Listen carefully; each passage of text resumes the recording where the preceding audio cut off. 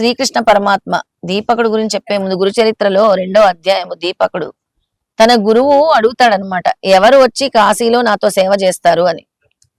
ఎవరు ఎత్తరు, దీపకుడు ఒక్కడే చేతులు ఎత్తుతాడు.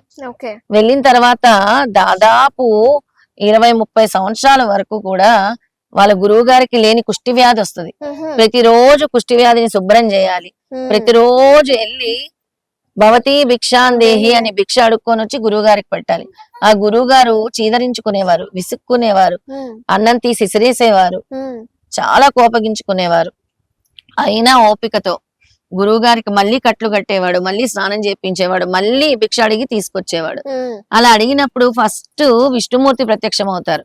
విష్ణుమూర్తి ప్రత్యక్షమయ్యి, దీపక నీ సేవకి నేను చాలా సంతృష్టి చెందాను, నీకేం కోరిక కావాలో కోరుకోవాలి, నాకు ఎటువంటి కోరిక వద్దు, నా గురు సేవే నాకు ముఖ్యము అంటారు. లేదు కోరుకో అంటే, అలా అయితే నా గురువు గారిని బాగు చేయండి అంటారు.